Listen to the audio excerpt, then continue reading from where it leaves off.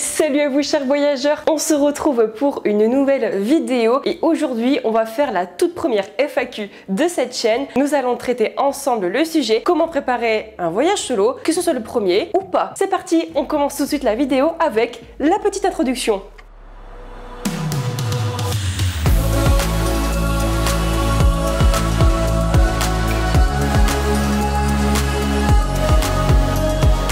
Alors vous allez me dire, Romain, c'est un petit peu bizarre une FAQ dans ta cuisine. Alors déjà c'est pas la mienne parce que comme vous le savez, je suis sans domicile fixe parce que je fais construire. Donc là ce n'est pas ma cuisine, mais c'est parce qu'en fait j'ai envie de tourner une FAQ avec un concept un petit peu différent de ce qui se fait sur YouTube. J'ai envie de répondre à vos questions mais tout en faisant une activité que j'aime particulièrement faire, que je vais vous présenter dans quelques instants. Mais tout d'abord un peu de contexte pour les personnes qui ne me connaissent pas et qui sont arrivées un peu sur cette vidéo par hasard. Je suis une voyageuse française expatriée en Belgique et je voyage depuis plus de 8 ans. J'ai commencé mon premier voyage solo à l'âge de 20 ans et depuis c'est devenu une véritable addiction. J'ai depuis acquis de l'expérience dans ce domaine et j'avais envie de vous partager mes petits conseils et astuces qui pourraient vous aider à planifier votre voyage solo, que ce soit un premier ou un autre. Vous êtes peut-être à la recherche de nouveaux conseils que vous n'avez peut-être pas entendu auparavant. Alors attention, je ne vais rien inventer de nouveau par ici, mais j'avais envie de vous partager mon expérience en tant que voyageuse solo pour avoir été en Asie ou alors dans d'autres régions. Peut-être que ça peut vous donner des idées. Je vous ai donc posé la question sur mon compte Instagram en stories pour un petit peu connaître vos questionnements sur le sujet. D'ailleurs, si vous ne me suivez pas sur Instagram, vous pouvez le faire de suite. Voici le compte qui s'affiche. Je suis surtout active en stories, mais je reprends les posts petit à petit. Et donc, je vais répondre à vos questions en même temps que je fais quelque chose. Donc non, ce ne sera pas un chit-chat make-up ou alors petit déj en même temps ou repas, enfin peu importe parce qu'on a vu pas mal de concepts sur YouTube. Je vais faire tout simplement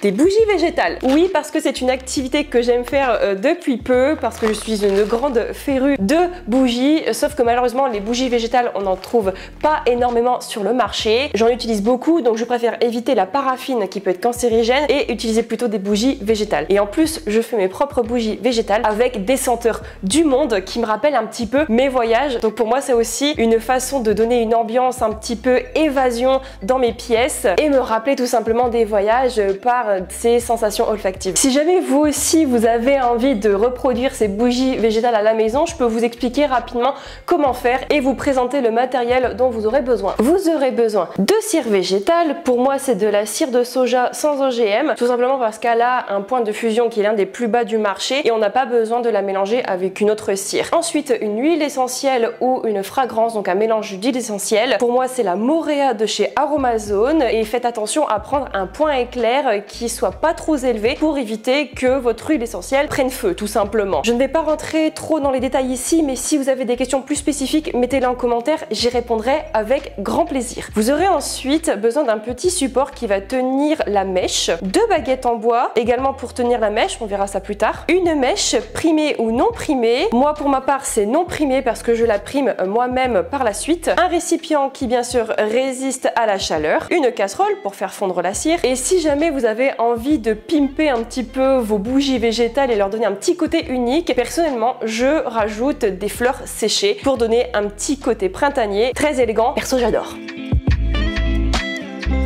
Je vais donc commencer par faire fondre la cire avant de répondre à la première question. Donc comment je fais pour mesurer? Tout simplement en fait je vais prendre ma cire. Donc en fait ça se présente, vous voyez, en petite pellette, enfin petit galet de cire. Je vais le mettre dans mon récipient et en fait j'estime que à peu près pour une dose il va falloir mettre le double parce qu'en fait quand ça fond ça fait pas forcément le même récipient. Donc moi j'en mets un peu plus. Moi je mets parfois le double. Donc là je vais bien remplir et je vais faire fondre tout ça au bain-marie.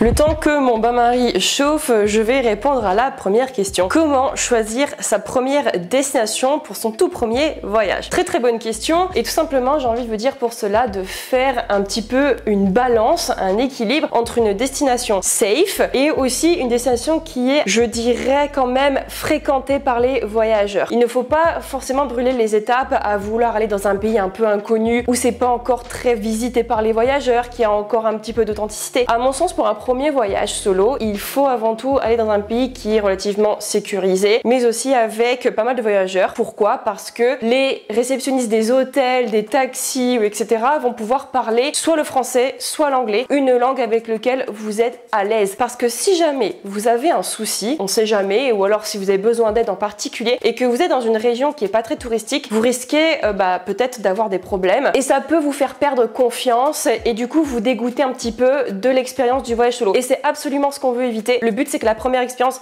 se passe du mieux que possible pour pouvoir la reproduire dans le futur. C'est ce que j'ai fait personnellement. Donc moi je me suis rendue au Cambodge quand j'avais 20 ans et le Cambodge c'est quand même bien visité parce que il y a les temples d'Angkor, il y a Battambang, il y a les forêts primaires de l'Est, enfin franchement un pays magnifique. Et il y a quand même pas mal de locaux qui parlent l'anglais. Avant les gens parlaient français mais c'est un peu moins le cas aujourd'hui. Donc lorsque je suis arrivée sur place, je sais que je pouvais communiquer avec les gens et ça m'a beaucoup rassurée. C'est pour ça que je dirais, choisissez bien un pays qui rentre dans ces deux critères. Si je peux vous recommander quelques pays qui pourraient éventuellement rentrer dans ces catégories, je vais vous la lister ici. Donc vous aurez le Cambodge, je l'ai fait, je l'ai validé et je n'ai aucun souci à déclarer de ce côté-là. Donc en général, en fait, toute l'Asie du Sud-Est va correspondre à cette demande. Que vous partiez en Thaïlande, au Laos, au Cambodge, au Vietnam, en Indonésie, en Malaisie. Bref, franchement, c'est génial, surtout quand vous êtes une femme solo. Les gens sont super gentils et il y a un respect pour autrui qui est assez important. Donc pour ça, je recommande bien. Et c'est aussi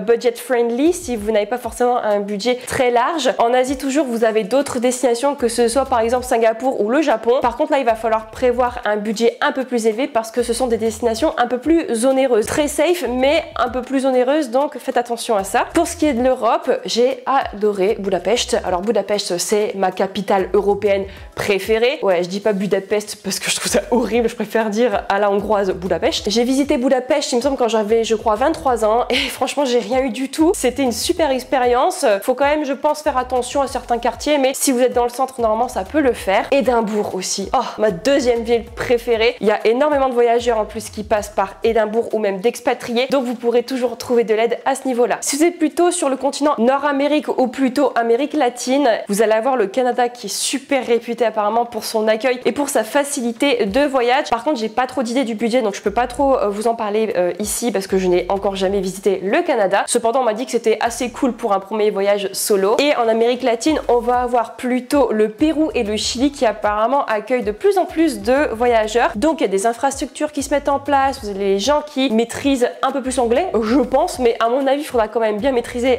l'espagnol. Mais si vous êtes ok avec ça, il n'y a pas de problème. Alors, je suis désolée, c'est ultra sombre, on est en plein mois d'août et il fait un temps dégueulasse. J'ai dû allumer la lumière parce qu'on ne voyait rien, mais du coup, l'éclairage est absolument dégueu. Mon eau est en train de bouillir, je vais donc transvaser mes petits galets dans la casserole.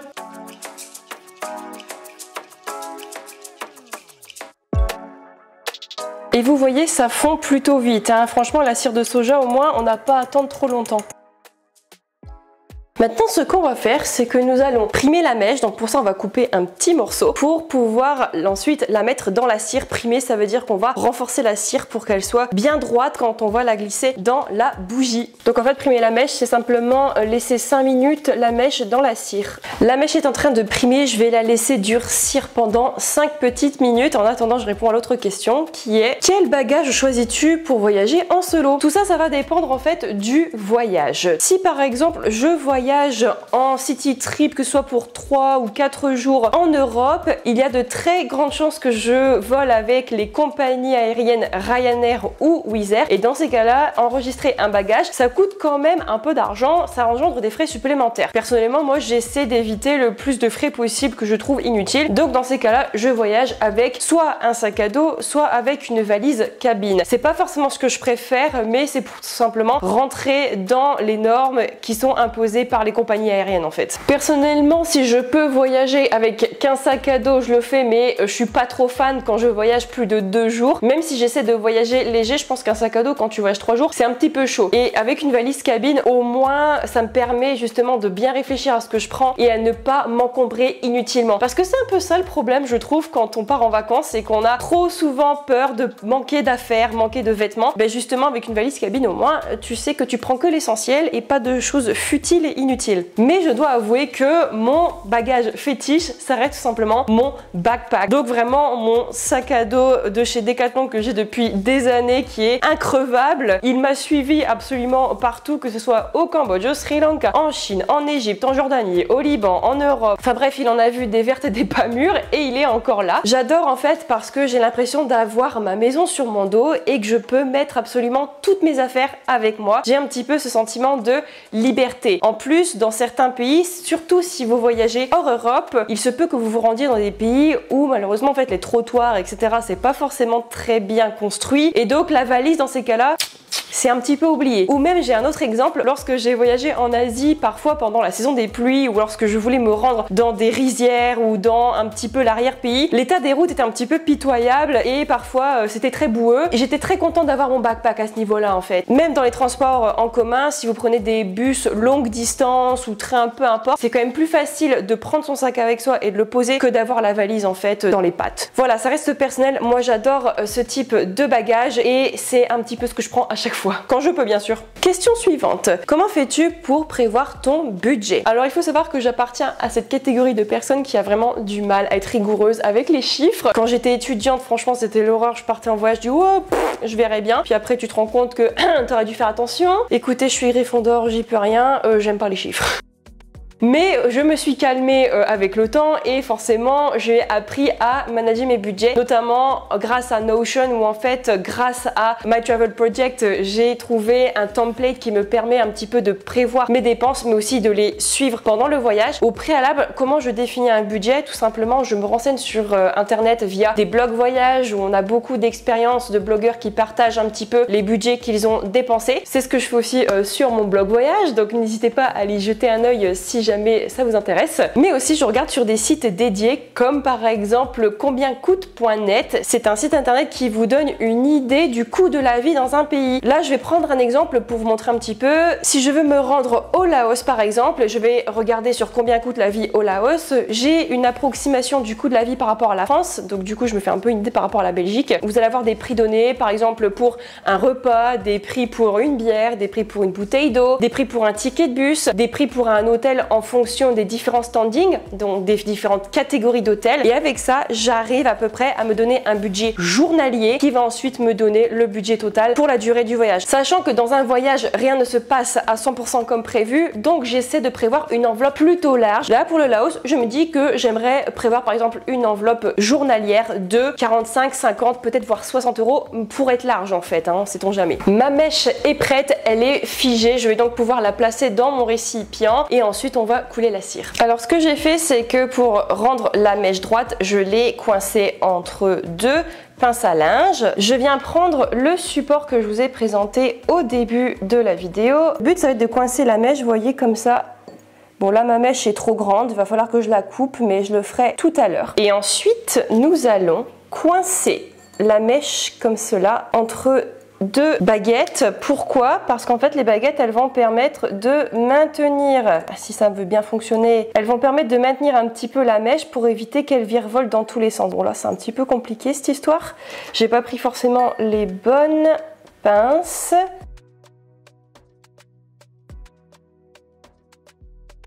Franchement, il fallait que j'aille chercher vraiment les bonnes épingles à linge parce que c'était un petit peu périlleux cette histoire. Et donc, une fois que votre tige est bien stable, nous allons venir déposer la cire dans le récipient.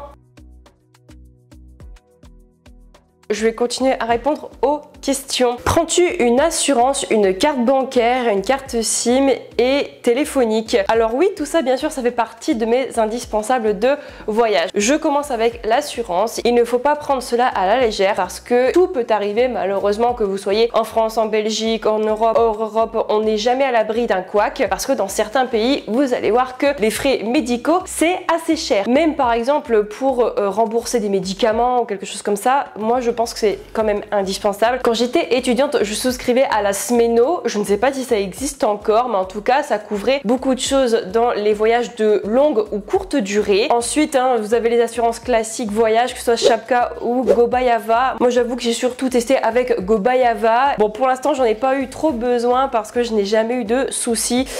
J'ai pas de bois ni de singe à toucher. J'espère qu'il va rien se passer pour le prochain voyage. Non, je suis pas du tout superstitieuse. Et je continuerai à le faire parce que je trouve que c'est super important. On sait jamais ce qui peut se passer. Carte SIM, oui, parce que j'ai besoin d'un numéro de téléphone mais aussi d'internet. Le numéro de téléphone va me servir si je dois contacter par exemple les réceptionnistes des hôtels ou même par exemple si vous prenez un Bolt, un Grab ou un Uber, vous aurez besoin d'avoir un numéro de téléphone local par moment. Et bien sûr, je crée du contenu sur le voyage, donc j'ai besoin d'internet. Sachez que vous n'avez pas besoin d'internet pour vous déplacer. Vous pouvez télécharger la carte hors internet qui s'appelle Maps.me. Mais perso, je préfère avoir internet et un numéro de téléphone au cas où j'ai un pépin sur place. Et pour ce qui est de la carte bancaire, alors sachez que pour l'instant j'avais une carte Visa Travel avec ma banque belge, mais là je vais tester un nouveau système qui est proposé par Lydia. Vous savez un petit peu cette plateforme pour laquelle vous pouvez faire des virements si vous avez des week-ends avec des copains ou des EVJF, un petit peu tous ces événements. Désormais Lydia propose un système de néobanque, donc de banque en ligne qui peut aussi vous proposer des paiements avec Apple Pay, Google Pay ainsi qu'une carte physique sans frais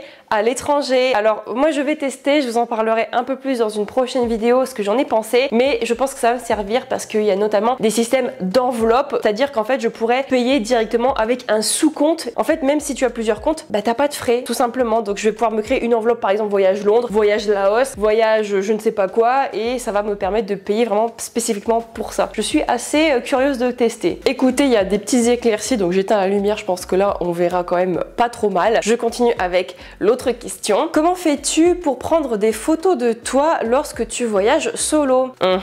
Il existe un outil magique, c'est le trépied, messieurs dames. Moi perso, je suis adepte du trépied parce que combien de fois en voyage j'ai eu des surprises en demandant à d'autres personnes de me prendre en photo.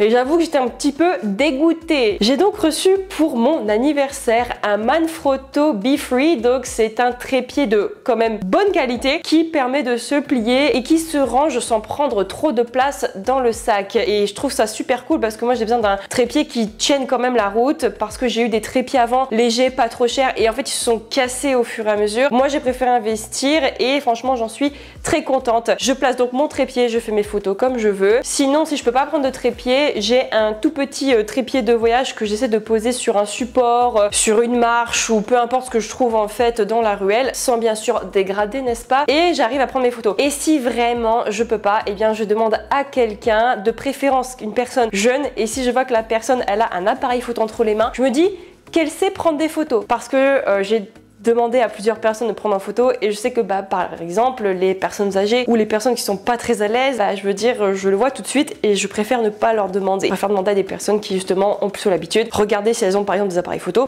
ça en général c'est bon signe. Et par contre c'est quelque chose aussi que je voudrais rajouter ici. Si jamais vous trouvez que c'est la honte de pas avoir un trépied et de se prendre en photo, sachez que ce n'est pas plus la honte que de prendre un selfie ou de se faire photographier par son conjoint ou sa conjointe en fait. En fait il n'y a pas de honte à avoir pour quoi que ce soit. Vous êtes là pour vous créer des souvenirs. Vous êtes là pour vous remémorer ce paysage ou ce temple que vous avez apprécié. Les autres, on s'en fiche en fait de ce qu'ils pensent. Au pire, s'ils disent ah t'as vu, elle fait son Instagrammeuse parce qu'elle utilise un trépied. Et alors, vous les reverrez plus en fait. De toute façon, c'est des personnes qui sont jalouses. Moi, je dis de toute façon, les personnes qui critiquent les autres, elles ont que ça à faire. Elles s'ennuient et elles sont complexées. Et c'est de la jalousie en fait. Donc honnêtement, vous n'avez pas à vous sentir mal. Moi, je le fais et franchement, j'ai aucun problème avec ça. Oui, il y a des personnes qui regardent et j'ai envie de dire bah tu veux venir avec moi, vas-y on fait une photo à deux. Franchement ne vous prenez pas la tête, vous êtes là pour kiffer votre voyage, ne pensez pas à ce que les autres peuvent penser. Bon, qu'en est-il de la bougie du coup? Bon forcément j'en ai mis partout mais j'ai réussi à me battre. Alors ça tient plus ou moins bien mais au moins on va dire que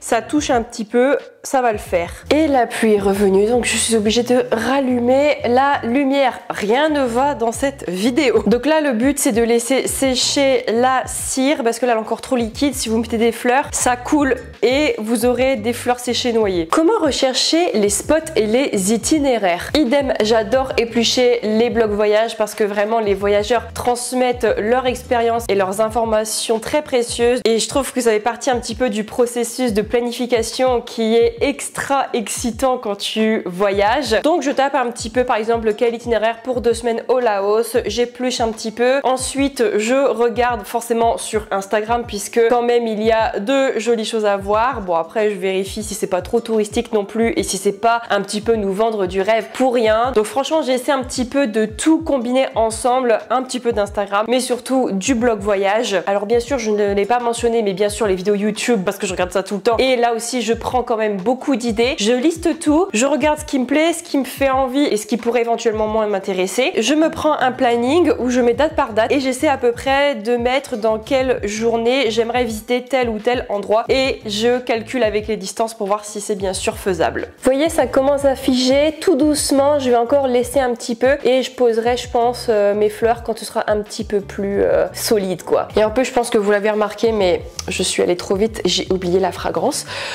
Bah du coup c'est mort donc j'aurai pas ma petite bougie senteur Monoï, je suis un peu dégoûtée. Ah, j'aime beaucoup aussi mais la barrière de la langue est relou pour moi. Alors je peux comprendre que ça c'est quelque chose qui peut faire peur mais sachez qu'on ne sera jamais jugé par notre niveau d'anglais, d'espagnol ou peu importe puisqu'en fait on se rend pas dans des pays qui sont par exemple anglophones ou hispanophones, on ne va pas vous juger si par exemple vous faites des erreurs. Le plus important c'est que vous compreniez et que vous arriviez un petit peu à vous exprimer comme vous le pouvez mais on n'a pas besoin d'être des experts dans les langues parlées. J'insiste sur ce point parce que je connais beaucoup de personnes en fait qui n'osent pas parler parce qu'elles ont l'impression que leur niveau est mauvais et qu'elles ont peur qu'on se moque d'elles. C'est absolument pas le cas, je veux dire les locaux sont quand même ouverts et ils savent très bien qu'on fait déjà des efforts pour parler par exemple l'anglais qui n'est pas la leur et faire des efforts pour communiquer avec eux c'est déjà énorme. Donc franchement faut pas hésiter. Après bien sûr si jamais c'est trop compliqué sachez que vous pouvez vous entraîner avec des applications comme par exemple Duolingo, Babel, enfin franchement je pourrais en citer plein. Et je trouve que ça peut aider à débloquer certaines barrières qu'on peut se mettre nous psychologiquement. Et ça peut aider aussi à avoir quelques phrases du quotidien. Enfin, après, faut pas se prendre la tête. Et si jamais c'est trop compliqué, n'hésitez pas à partir dans des destinations où le français est parlé. Ça peut être une très bonne alternative pour faire un premier voyage solo. Vous pouvez partir dans un pays où le français est parlé. Comme ça, vous êtes à l'aise. Vous allez construire vos bases pour le voyage solo en tant que tel. Et puis,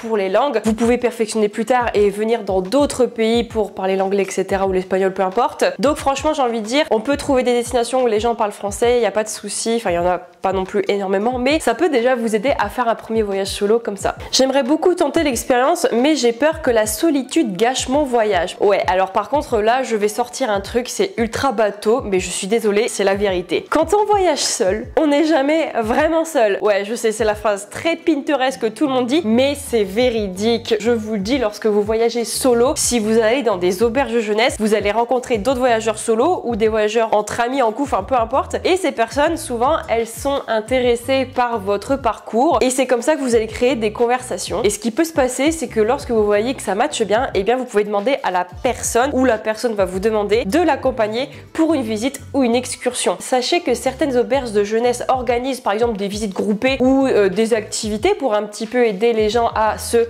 rapprocher ou parfois vous avez des panneaux d'affichage où certaines personnes peuvent laisser un petit mot. Demain j'aimerais par exemple visiter Vientiane au Laos, j'aimerais visiter ce musée, n'hésitez pas si vous voulez venir avec moi, ce serait cool. Et là vous pouvez la contacter, lui dire voilà j'aimerais bien venir avec toi. Dans un dortoir il y a de très grandes chances justement de familiariser avec vos colocataires et si vous voyez que le courant passe bien, vous pouvez proposer de voyager avec eux par exemple l'après-midi, le matin, enfin ou tout simplement prendre un verre en fait ou manger. Franchement ça se fait aussi. Les conversations elles peuvent se faire aussi dans la cuisine ou dans la salle commune des auberges de jeunesse. Je vous le dis, j'ai voyagé pas mal de fois solo et franchement il y a très peu de fois où j'étais solo en fait, c'était incroyable. Là récemment je suis allée à Édimbourg où j'ai redormi dans une auberge de jeunesse et dès la première soirée on m'a déjà proposé de visiter Édimbourg avec eux. Enfin franchement c'était trop cool. Et on trouve vraiment des personnes du monde entier qui sont aussi ouvertes d'esprit, faut pas avoir peur avec ça. Et si jamais vous osez pas demander, en fait ça vaut rien de demander, j'ai envie de dire, parce que même si la personne elle vous dit non, c'est pas grave, au moins t'auras demandé quoi. Je veux dire, c'est pas la honte de demander. Faut vraiment pas se sentir mal par rapport à ça, parce que de toute façon au pire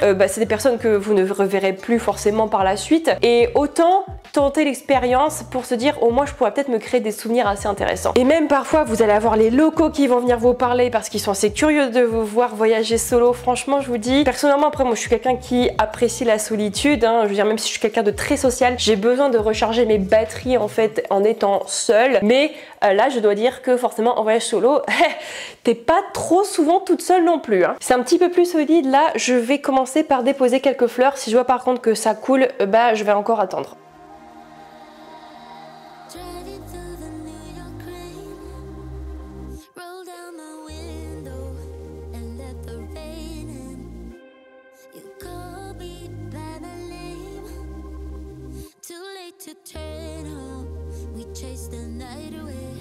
Et il ne reste plus qu'à laisser sécher pour que cela puisse figer et bien garder la mèche et les fleurs séchées à l'intérieur.